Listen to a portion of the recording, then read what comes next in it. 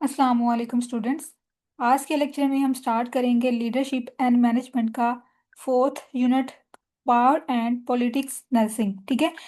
अब हम देखें, आज सबसे पहले आपके कंटेंट के अकॉर्डिंग कौन कौन से ऑब्जेक्टिव्स हमने कवर करने हैं। इसमें टोटल 4 ऑब्जेक्टिव्स हम पढ़ेंगे और बाकी जो बुक पे एक्स्ट्रा टॉपिक्स हैं या जो टेबल्स बॉक्सेस हैं मैं आपको वो भी करवा दूंगी साथ। ठीक है। तो सबसे पहले हम ये देखते हैं कौन कौन से ऑब्जेक्टिव्स हैं। Define politics, power and policy, इन सब को हम डिफाइन करेंगे। उसके बाद डिफरेंट सोर्सेज ऑफ पावर, ठीक है, सोर्सेज या टाइप्स, ये एक ही टॉपिक होगा हमारा। उसके बाद describe reasons why nurses should know the political strategies, ये हम देखेंगे। उसके बाद describe veg how power can be used constructively for professional purposes. ठीक है। तो ये हमारे पास 4 ऑब्जेक्टिव्स हैं। अब इसमें से जो दो आपके फर्स्ट 2 ऑब्जेक्टिव्स हैं ना, ये आपकी बुक पे दिए हुए हैं, और बाकी जो दो ये वाले लास्ट वाले हैं, थर्ड और फोर्थ, ये आपकी बुक पे नहीं दिए हुए। तो ये हम करेंगे नोट से, मैं आपको वहां से करवा दूंगी और आपने भी अपनी बुक के ऊपर उनको नोट कर लेना। ठीक है। तो आज हम ये स्टार्ट करते हैं चैप्टर आपका, ये हम कंटेंट के अकॉर्डिंग कंप्लीट कर लेंगे आज ये 4 ऑब्जेक्टिव्स, और बाकी जो बुक से हमने करना है वो भी मैं आपको साथ साथ टॉपिक्स करवा दूंगी। ठीक है। तो हम स्टार्ट करते हैं। इसका जो चैप्टर नंबर होगा 8, लीडरशिप एंड मैनेजमेंट की बुक से, अंडरस्टैंडिंग पावर एंड पॉलिटिक्स। सबसे पहले हम डिफाइन करते हैं पावर क्या होती है। ठीक है। Power is the potential ability of a person और a group to influence others. Power क्या होती है? किसी भी पर्सन की या किसी भी ग्रुप की जो एबिलिटी होती है दूसरे लोगों को इन्फ्लुएंस करने की, इसको हम कहते हैं पावर। ठीक है।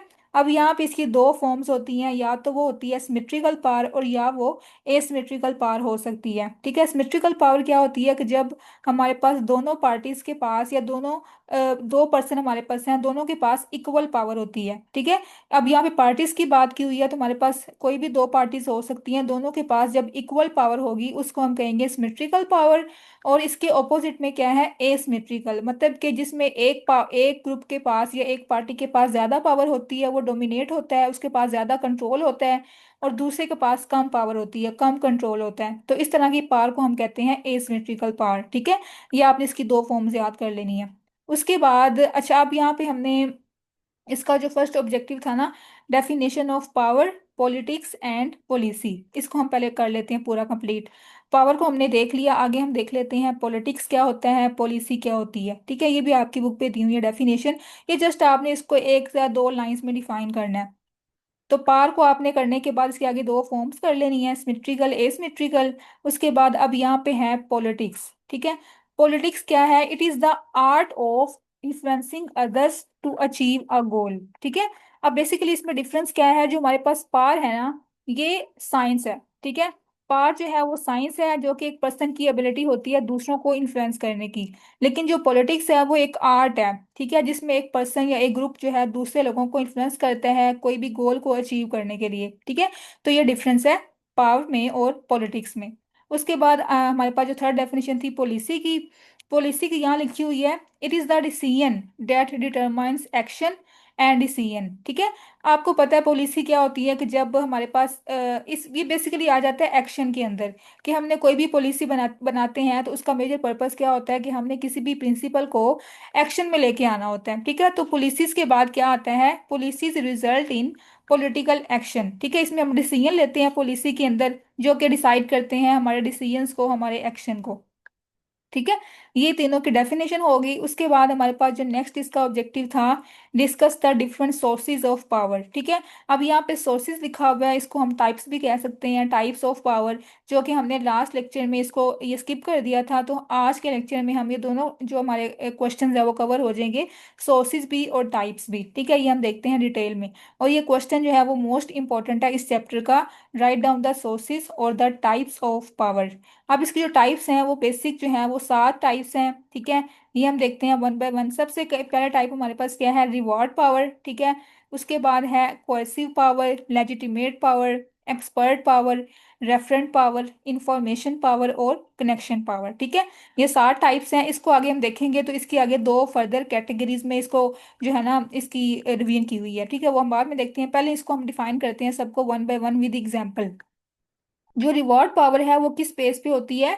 अच्छा, अब आपने इसके नाम से याद करना है, रिवॉर्ड पावर है तो ये रिवॉर्ड की बेस पे होगी, ठीक है। रिवॉर्ड या इंड्यूसमेंट की बेस पे होगी, जो कोई भी मैनेजर या कोई भी सुपरवाइजर जो है वो अपने स्टाफ को, अपने एम्प्लॉयज को रिवॉर्ड देता है, ठीक है। लाइक मैं आपको एग्जांपल दूं कि एक नर्स मैनेजर है, ठीक है। एक नर्स मैनेजर ना, उसने अपनी स्टाफ नर्स से एक्स्ट्रा काम करवाया है, उसने ओवर टाइम किया है, ठीक है, स्टाफ नर्स ने। तो जो नर्स मैनेजर है वो क्या करेगी, उसको एक्स्ट्रा जो है रिवार्ड की, एज अ रिवॉर्ड उसको पेड लीव दे देगी, ठीक है, पेड लीव देगी एज अ रिवॉर्ड। तो अब वो कौन सी पावर यूज करी है, रिवॉर्ड पावर, ठीक है। मतलब किसमें जो सुपरवाइजर है, ये जो नर्स मैनेजर है, वो अपनी मेंबर्स को या अपनी स्टाफ को रिवॉर्ड की बेस पे जो है अपनी पावर को यूज कर रही होती है, ठीक है। तो ये हमारे पास की डेफिनेशन थी, और साथ आपने एग्जाम्पल कर लेनी है। उसके बाद क्या है, कोअर्सिव पावर। कोअर्सिव पावर किस बेस पे होती है, कोअर्जन की बेस पे होती है। मतलब कि ये होती है पेनल्टीज की बेस पे, जो कि कोई भी मैनेजर या कोई भी सुपरवाइजर अपने ग्रुप के ऊपर या अपने स्टाफ मेंबर्स के ऊपर इम्पोज करता है, ठीक है।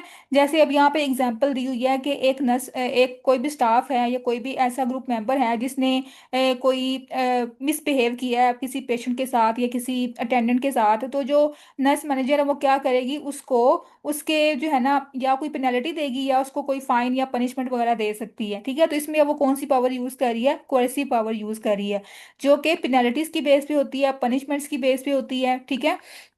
तो इस तरह आपने साथ में एग्जाम्पल भी करनी है, जो मैंने आपको बताई कि उसने कोई डिस्ट्रप्टिव बिहेवियर शो किया है, कोई नर्स ने या कोई स्टाफ मेंबर ने, तो उसको जो है वो कोई ना कोई जॉब असाइनमेंट दे देगी जो नर्स मैनेजर है, या कोई भी उसको पनिशमेंट दे सकती है, ठीक है, अपनी कोerसिव पावर को यूज करते हुए। उसके बाद हमारे पास जो थर्ड टाइप है इसकी, लेजिटिमेट पावर, ठीक है। जो लेजिटिमेट पावर है वो होती है बेसिकली अथॉरिटी की बेस पे, ठीक है। इसमें जो नर्स मैनेजर है या सुपरवाइजर है वो अपनी अथॉरिटी को यूज करता है। अब जो अथॉरिटी होती है वो किस बेस पे होती है, उसकी जॉब डिस्क्रिप्शन की बेस पे होती है, उसकी रैंक की बेस पे होती है, ठीक है। तो वो अपनी अथॉरिटी को यूज करके कोई भी जो है वो ड्यूटी या कोई भी टास्क जो है वो अपनी स्टाफ मेंबर से करवा सकती है, ठीक है। ये उसका राइट होता है मैनेजर का, जिसमें वो अपनी लेजिटिमेट पावर को, अपनी अथॉरिटी को यूज करके स्टाफ को डायरेक्शन देती है, ठीक है, उनसे ड्यूटी परफॉर्म करवा सकती है। जैसे कि अब यहाँ पे लिखा हुआ है, a nurse manager has the authority to assign duties because of their official title, ठीक है। मतलब उनके पास प्रॉपर जॉब डिस्क्रिप्शन है, टाइटल है, रैंक है, तो वो उस रैंक की बेस पे, अपनी अथॉरिटी की बेस पे ड्यूटीज असाइन कर सकती है स्टाफ मेंबर्स को, ठीक है। इसमें वो कौन सी पावर को यूज करी है, लेजिटिमेट पावर को, ठीक हो गया। उसके बाद हमारे पास जो नेक्स्ट टाइप इसकी है वो है एक्सपर्ट पावर, ठीक है। जो एक्सपर्ट पावर है वो किस बेस पे होती है, यूनिक स्किल्स की बेस पे होती है, नॉलेज की बेस पे और कॉम्पिटेंसी की बेस पे, ठीक है। मतलब जो नर्स मैनेजर्स हैं उनके पास प्रॉपर नॉलेज होगा किसी भी चीज़ के बारे में, ठीक है, किसी भी सिचुएशन के बारे में, कॉम्पिटेंसी होगी, एक्सपर्टीज होगी, ठीक है। जैसे अब यहाँ पे है एक्सपर्ट, तो एक्सपर्ट का लफ्ज निकला है एक्सपर्टीज से, ठीक है। तो नर्स मैनेजर जो है वो अपनी एक्सपर्टीज की बेस पे, अपनी यूनिक स्किल्स की बेस पे और नॉलेज की बेस पे जो है वो अपनी इस पावर को यूज करती हैं, ठीक है। जैसे कि हमारे पास अब यहाँ पे एग्जांपल क्या दी हुई है, a senior nurse respected for clinical experience and decision making skills. मतलब कि जो भी उसके मेंबर्स हैं या स्टाफ नर्सिस हैं वो उसकी क्यों रिस्पेक्ट करते हैं, क्योंकि वो जो नर्स मैनेजर है वो प्रॉपर, उसके पास एक्सपीरियंस है, प्रॉपर नॉलेज है, उसके पास यूनिक स्किल्स हैं, ठीक है। तो वो उसकी पर्सनल एबिलिटीज की बेस पे, उसकी एजुकेशन की बेस पे उसकी रिस्पेक्ट करती हैं, ठीक है, उसके जो स्टाफ मेंबर्स हैं, स्टाफ नर्सिस हैं। उसके अलावा हमारे पास जो नेक्स्ट टाइप है, रेफरेंट पावर, ठीक है। जो रेफरेंट पावर है वो किसकी बेस पे होती है, एडमिरेशन की बेस पे, रिस्पेक्ट की बेस पे किसी भी इंडिविजुअल की, ठीक है। मतलब कि उसकी क्या उसके अंदर क्या क्वालिटीज हैं, ठीक है, उसकी क्या जो है ना लाइकेबिलिटी की बेस पे जो है उसके जो मेंबर्स हैं उसको फॉलो कर रहे होते हैं, ठीक है, उसको लाइक कर रहे होते हैं, ठीक है। क्योंकि वो मोर एक्सपीरियंस्ड होता है, मोर एडमायर्ड, उसको जो है ना न्यू ग्रेजुएट्स या न्यू नर्सिस जो है उसको एडमायर करती हैं, ठीक है, उसकी रिस्पेक्ट करती हैं। तो ये होती है रेफरेंट पावर।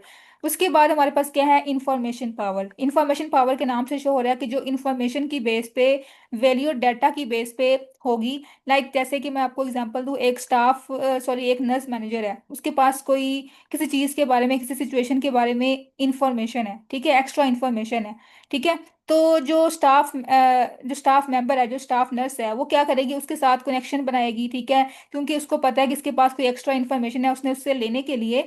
तो वो जो है ना उससे कनेक्शन बनाएगी, उससे राब्ता अपना जो है ना वो कम्युनिकेशन अपनी सही रखेगी, ठीक है, उसके साथ, नर्स मैनेजर के साथ, ठीक है। तो वो उसको फॉलो करेगी। जो फॉलोअर्स हैं वो उसको क्यों फॉलो करेंगे, क्योंकि उन्होंने उससे इन्फॉर्मेशन लेनी होगी ना नर्स मैनेजर से। ठीक है, तो इसमें जो मैनेजर है वो कौन सी पावर को यूज कर रही है, इंफॉर्मेशन पावर को यूज कर रही है। ठीक है, उसके बाद हमारे पास क्या है, कनेक्शन पावर। ठीक है, कनेक्शन पावर जो है वो किस बेस पे होती है, कनेक्शन की बेस पे, लिंक्स की बेस पे, जो कि उसके इनसाइड भी हो सकते हैं, ऑर्गेनाइजेशन के अंदर भी हो सकते हैं इंडिविजुअल्स के साथ, और आउटसाइड भी हो सकते हैं। ठीक है, तो ये जो लिंक्स की बेस पे, कनेक्शन की बेस पे जो पावर यूज करते हैं मैनेजर्स या सुपरवाइजर, उसको हम कहते हैं कनेक्शन पावर। ठीक है, तो ये हमारे पास क्या थी, 7 टाइप्स थी पावर की, जिसको हम सोर्सेज भी कहते हैं।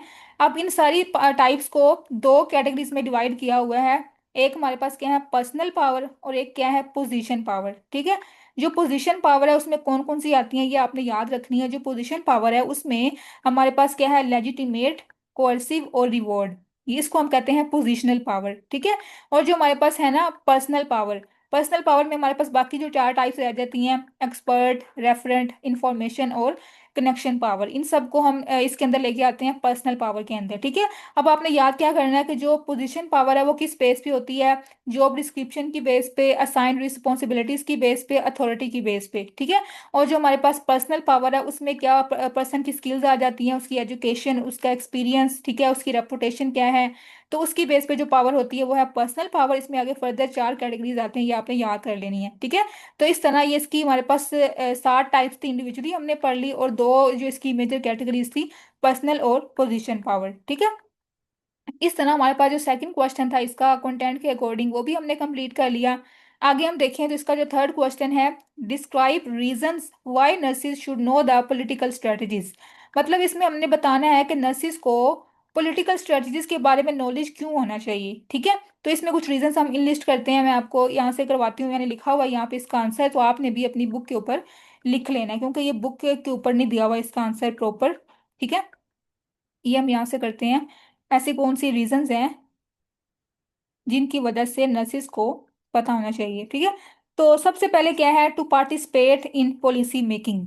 मतलब कि अब पॉलिटिकल स्ट्रेटजीज हम पढ़ेंगे कौन कौन सी हैं, ये आगे चैप्टर में आएंगी। इनके बारे में नॉलेज क्यों जरूरी है नर्सिस को, ताकि वो पॉलिसी मेकिंग में पार्टिसिपेट कर सकें। ठीक है, मतलब कि जो भी पॉलिसी बनती है हॉस्पिटल से रिलेटेड या क्लिनिकल सेटिंग से रिलेटेड, तो उसमें नर्सिस को पार्टिसिपेट करना चाहिए ना। तो वो कब पार्टिसिपेट करेंगी, जब उनको नॉलेज होगा पॉलिटिकल स्ट्रेटजीज के बारे में, इंफॉर्मेशन होगी, अंडरस्टैंडिंग होगी। ठीक है, ये इसकी पहली रीजन है। उसके बाद क्या है, for professional advancement such as improved salaries, roles in decision making and leadership. इसमें भी वही बात है कि जब नर्सिस ने अपने राइट्स के लिए बोलना हो तो उनको पॉलिटिकल स्ट्रेटजीज के बारे में पता होना चाहिए, नॉलेज होना चाहिए, तब भी वो एडवांसमेंट के बारे में बात करेंगी, सैलरीज की इंप्रूवमेंट के बारे में बात करेंगी। ठीक है, को डिसीजन मेकिंग में उनका रोल होगा। तो इस तरह एक ये भी रीजन है हमारे पास, प्रोफेशनल एडवांसमेंट। उसके बाद क्या है, टू इनहांस पेशेंट एडवोकेसी। ठीक है, एडवोकेसी क्या होता है कि जब आप किसी के राइट के लिए बोलते हैं, ठीक है, तो पेशेंट का राइट आता है, पेशेंट के राइट के लिए जब आपने आवाज उठानी हो या आपने उसके राइट में बोलना हो, उसको इन्हांस करने के लिए भी आपको पॉलिटिकल स्ट्रेटजीज के बारे में पता होना चाहिए नर्सिस को। ठीक है, उसकी अंडरस्टैंडिंग होनी चाहिए। उसके बाद क्या है, to navigate workplace politics and avoid conflict. ठीक है, मतलब कि जो वर्क प्लेस या किसी भी ऑर्गेनाइजेशन की अपनी पॉलिटिक्स है ना, जो भी उनकी स्ट्रेटजीज हैं उनके बारे को, उनके बारे में नॉलेज लेने के लिए भी हमें पॉलिटिकल स्ट्रेटजीज का पता होना चाहिए। ठीक है, और कॉन्फ्लिक्ट से अवॉइड करने के लिए भी हमें इन स्ट्रेटजीज का पता होना चाहिए नर्सिस को। ठीक है, उसके बाद क्या है, fast strengthening of leadership effectiveness. ठीक है, ये हमने पढ़ा लीडरशिप, लीडर्स का क्या रोल है, मैनेजर्स का क्या रोल है, तो उसको इफेक्टिव वे में फंक्शंस परफॉर्म करने के लिए लीडर्स को पता होना चाहिए कि क्या क्या पॉलिटिकल स्ट्रेटजीज को फॉलो करके वो इसको इफेक्टिवली अपना फंक्शन जो है वो परफॉर्म कर सकती हैं और इसको स्ट्रेंथन कर सकती हैं। ठीक है, लीडरशिप को। उसके बाद क्या है, to secure resources, for example necessary supplies, staffing और फंडिंग।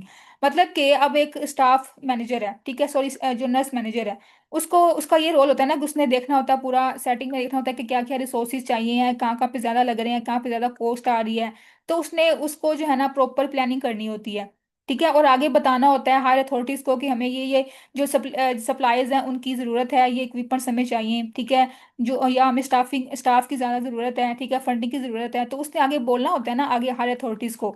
तो अगर उसको पॉलिटिकल स्ट्रेटजीज का पता होगा कैसे उसने आगे कम्युनिकेट करना है, उसकी अंडरस्टैंडिंग होगी, तभी वो आगे कम्युनिकेट करेंगी ना। ठीक है, तो इसलिए भी जो ये मेजर रीजन है पॉलिटिकल स्ट्रेटजीज का नॉलेज होने के बारे में। ठीक है, उसके बाद क्या है, to influence health care policies, ये भी वही आ जाता है कि जो भी पॉलिसीज बन रही होती हैं हेल्थ केयर से रिलेटेड, उसमें पार्टिसिपेट करने के लिए भी नर्सिस को स्ट्रेटजीज का पता होना चाहिए। ठीक है, उसके बाद एडवोकेसी, वही बात आ जाती है। उसके बाद पेशेंट के राइट्स को प्रमोट करने के लिए भी नर्सिस को अंडरस्टैंडिंग होनी चाहिए पॉलिटिकल स्ट्रेटजीज के बारे में। ठीक है, उसके बाद टू स्ट्रेंथन लीडरशिप, अच्छा ये वही रिपीट हो गए हैं। तो ये हमारे पास इसकी बेसिक जो है वो 6 से 7 ही रीजंस हैं जो कि बेसिक इसकी वजह होती है उसकी अंडरस्टैंडिंग के बारे में। ठीक है, कि नर्सिस को क्यों अंडरस्टैंडिंग होनी चाहिए पॉलिटिकल स्ट्रेटजीज की। तो ये हमारे पास 6 से 7 रीजन हैं, ये आपने इन लिस्ट करनी है। उसके बाद आपने दो दो तीन तीन लाइंस में अपनी वर्डिंग में इनको डिस्क्राइब कर देना होता है। ठीक है, और ये हमारे पास एक लास्ट भी रह गया कि हमने अगर नेटवर्क बनाना है ना अपना, जो हमारा लिंक्स हैं दूसरी पर्सन के साथ या किसी ऑर्गेनाइजेशन के साथ, उसको भी इन्हांस करने के लिए हमें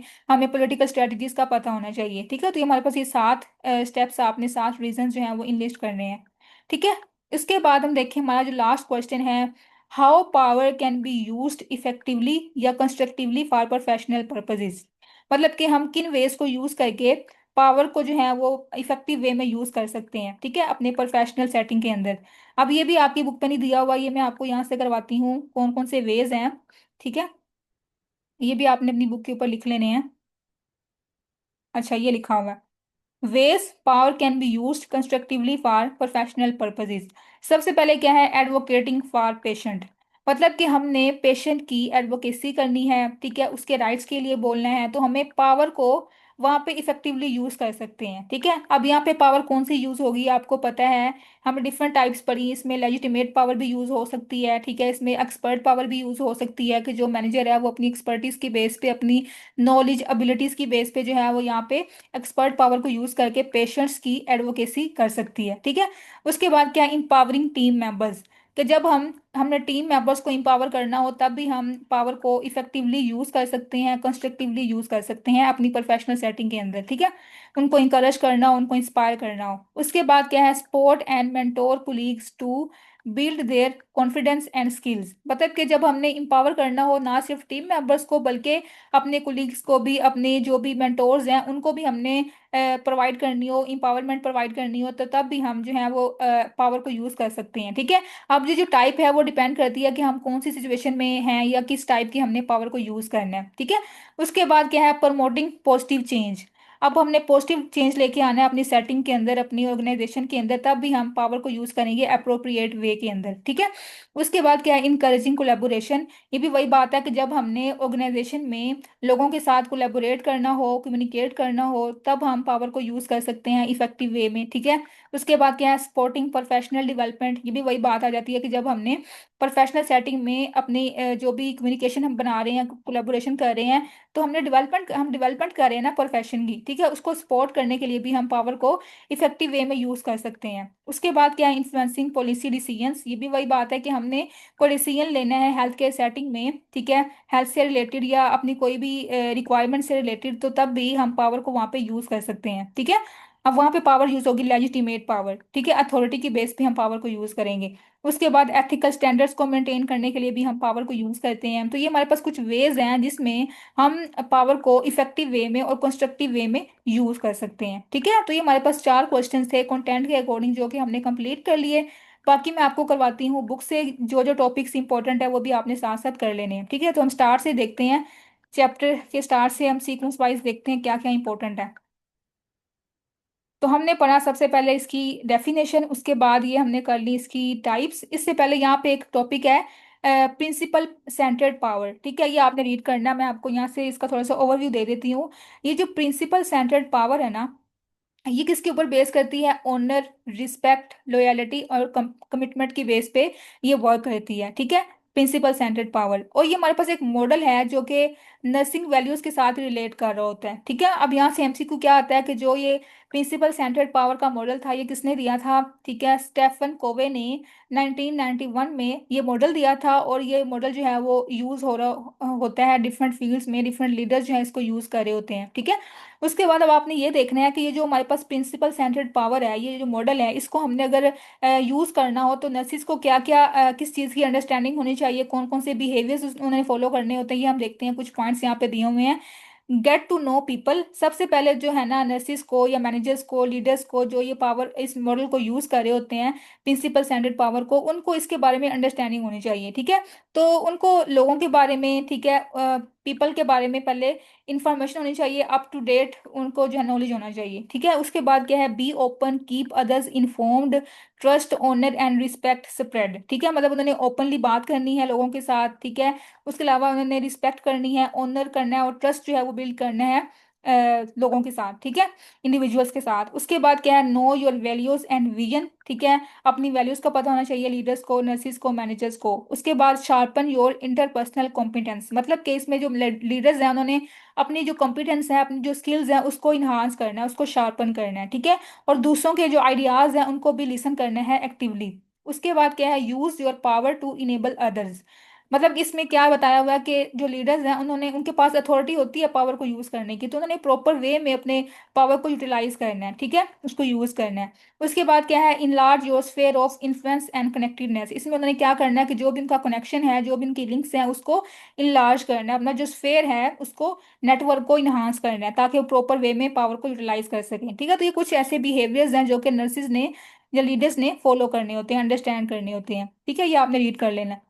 उसके बाद ये टाइप्स हमने पढ़ ली, ये मोस्ट इंपॉर्टेंट है, आपने इसको पर डिफाइन करना है, उसके बाद आपने साथ में एग्जाम्पल दे देनी है। ठीक है, उसके बाद ये टेबल आपने जस्ट रीड करना है, इसमें इतना कुछ इंपॉर्टेंट नहीं है कि हमने हर पावर को यूज करते हुए कौन कौन सी गाइडलाइंस को फॉलो करना होता है। ठीक है, इसमें जो हमारे पास 4 से 5 टाइप्स है ना, इसको बेसिक इस पे फोकस किया हुआ है, इनको हमने कौन कौन सी गाइडलाइंस के अकॉर्डिंग जो है वो इम्प्लीमेंट करना होता है। ठीक है, इन टाइप्स को ये आपने रीड करना है। अब यहाँ से हमारा जो क्वेश्चन है वो जो टॉपिक है मेन, पावर को हम कैसे यूज करते हैं इफेक्टिव वे में, मतलब कि अब जो नर्सिस है ना, ठीक है, वो कैसे अपना एक इमेज क्रिएट कर सकती हैं पावर का। ठीक है, कौन कौन से सोर्सेज को यूज करके वो अपनी पावर की इमेज को प्रमोट कर सकती हैं, इसमें हमारे पास 7 से 8 पॉइंट्स हैं जो कि आपने रीड करने हैं। सबसे पहले क्या है कि उन नर्सिस जो है ना उनको अपने आप को इंट्रोड्यूस करना आना चाहिए। ठीक है, प्रॉपरली इंट्रोड्यूस करवाना है दूसरे लोगों के साथ जिनसे वो कम्युनिकेट कर रही हैं। ठीक है, अपने अपना नाम बताना है, प्रॉपर आई कांटेक्ट मेंटेन करना है, हैंड शेकिंग करनी है। ठीक है, और अपने जो है ना कॉन्फिडेंस के साथ जो है वो बात करनी है दूसरे इंडिविजुअल्स के साथ। ठीक है, उसके बाद जो सेकंड पॉइंट क्या है कि जो नर्सिस का अटायर है, ठीक है, जो उनका कस्ट्यूम है, वो क्या करता है, वो मेजर रोल प्ले कर रहा होता है उनकी पर्सनैलिटी में। ठीक है, तो हमने प्रॉपर जो अपना यूनिफॉर्म है उसको मेंटेन करना होता है। ठीक है, उसके अलावा हमारे पास जो थर्ड क्या है, convey a positive and energetic attitude, मतलब कि जो नर्सिस हैं उनको जो है अपने एटीट्यूड में भी पॉजिटिविटी लानी चाहिए। ठीक है, एक एनर्जेटिक और पॉजिटिव एटीट्यूड जो है वो कन्वे करना चाहिए। ठीक है, दूसरे लोगों के साथ। उसके बाद क्या है, fourth pay attention to how you speak and how you act when you speak, मतलब इसमें जो स्पीकिंग स्किल्स हैं, जो कम्युनिकेशन स्किल्स हैं, वो इंपॉर्टेंट है। नर्सिस को प्रॉपर कम्युनिकेट करना आना चाहिए। ठीक है, अब जो कम्युनिकेट कर रही होती हैं तो उसका भी एक बॉडी लैंग्वेज होती है। ठीक है, मतलब कि स्टैंड इरेक्ट एंड मूव इनर्जेटिकली, अगर आप अपने हैंड जेस्टर्स को यूज कर रहे हैं, हैंड मूवमेंट्स कर रहे हैं, तो तब भी आपने प्रॉपर वे में उनको यूटिलाइज करना है। ठीक है, फेशियल एक्सप्रेशंस आपने प्रॉपर देने हैं। ठीक है, जो आपके मैसेज के साथ कॉन्ग्रुएंट होने चाहिए, कंसिस्टेंट होने चाहिए। ठीक है, उसके बाद अब आपने कोई भी जो है ना अपनी पॉइंट को करना है, उसको लॉजिकली एक्सप्लेन करना है। ठीक है, उसको फैक्ट्स और फिगर्स को यूज करते हुए आपने उसको एक्सप्लेन करना है दूसरे लोगों के साथ, ताकि उनको क्लियर हो जाए आपका पॉइंट, आप क्या कहना चाह रहे हैं। ठीक है, उसके बाद क्या है, इसमें आपने राइट टाइम और राइट प्लेस को ध्यान में रखना है कि आपने मौके की मुनासिबत से आपने क्या करना है कि कोई भी आप टॉपिक बता रहे हैं ना किसी इंडिविजुअल को, तो आपने प्रॉपर टाइम और प्रॉपर प्लेस को देखना होता है पहले। ठीक है, उसके बाद आपने अपनी बात जो है वो कन्वे करनी होती है। ठीक है, उसके बाद क्या है, डिवेल्प पावरफुल पार्टनरशिप्स, इसमें वही है कि आपने लिंक्स क्रिएट करने होते हैं दूसरी ऑर्गेनाइजेशन के साथ, दूसरे इंडिविजुअल्स के साथ। ठीक है, आउटसाइड द नर्सिंग या फिर इनसाइड द ऑर्गेनाइजेशन। उसके बाद क्या है कि अब यहाँ पे वही बात है, become a part of the network so that when people are discussing issues और seeking people for important appointments your name comes to mind, मतलब कि आपने ऐसा अपना नेटवर्क बना लेना है लोगों के साथ कि जब कोई भी किसी को इशू हो ना, कोई भी ऐसा टॉपिक हो, तो उनको उनके माइंड में आपका नाम आ जाए। ठीक है, तो आपने प्रॉपर वे में दूसरों के साथ अपना जो है ना कम्युनिकेशन रखनी होती है, नेटवर्क बिल्ड करना होता है। ठीक है, उसके बाद क्या है, art to determining when what and how much information is exchange, मतलब आपको ये भी एक आर्ट है कि आपने किस तरह या कितने टाइम में अपनी जो इन्फॉर्मेशन है वो कम्युनिकेट करनी है दूसरे पर्सन के साथ। ठीक है, तो आपको इसके बारे में भी प्रॉपर जो है वो नॉलेज होना चाहिए। ठीक है, ये भी एक आर्ट है, ये एक स्किल है जो कि आपको लर्न करनी चाहिए। ठीक है, उसके बाद क्या है, यूज पावर अप्रोप्रिएटली, मतलब कि हमने प्रॉपर जो है ना उसको यूज करना है पावर को, ना तो हमने इसको अंडर यूज करना है, ना इसको हमने ओवर यूज करना है, ठीक है। ये आगे हम पढ़ेंगे इसकी क्या क्या डिसएडवांटेज होती हैं ओवर यूज के और अंडर यूज के। तो ये कुछ पॉइंट्स ऐसे हैं अगर इनको प्रॉपर वे में नर्सेज यूज करें तो वो अपने इमेज को जो है वो प्रमोट कर सकती हैं, ठीक है। उसके बाद अगर हम देखें तो यहाँ पे एक टेबल है, ये मोस्ट इंपॉर्टेंट है, पेपर में काफी दफा आया हुआ है, रूल्स फॉर यूजिंग पावर, ठीक है। कि हमने पावर को यूज करते हुए कौन कौन से रूल्स को फॉलो करना होता है। सबसे पहले क्या है, use the least amount of power you can to be effective, ठीक है। मतलब कि हमने कोशिश ये करनी है कि हम कम से कम पावर को यूज करें किसी भी सिचुएशन में, किसी भी इंटरेक्शन में, ठीक है। उसके बाद क्या है, use power appropriate to the situation, कि हमने सिचुएशन को देखते हुए पावर को यूज करना है, ठीक है। अप्रोप्रिएट वे में, सूटेबल वे में हमने यूज करना है, और फिर हमें टाइप को भी देखना है कि हमें यहाँ पे कौन सी टाइप को यूज करना है पावर की, ठीक है। उसके बाद learn when not to use power. अब हमने हर सिचुएशन में पावर को यूज नहीं करना होता, हमने ये भी देखना होता है कि पावर को यूज करने की कब जरूरत है और कब नहीं है, ठीक है। तो हमने ये भी देखना है कि हमने पावर को यूज कब नहीं करना, ठीक है। ये भी हमने लर्न करना है। उसके बाद focus on the problem note the person. जब हम पावर को यूज कर रहे होते हैं तो हमने प्रॉब्लम के ऊपर फोकस करना है, ना कि पर्सन के ऊपर, ठीक है। उसके बाद हमने पोलाइट वे में बात करनी है, हमने एरोगेंट नहीं होना, ठीक है। कॉन्फिडेंट रहना है। उसके बाद हमारे पास क्या, use coercion only when other methods do not work. हमने पढ़ा कि इसकी एक टाइप है कोअर्सिव पावर।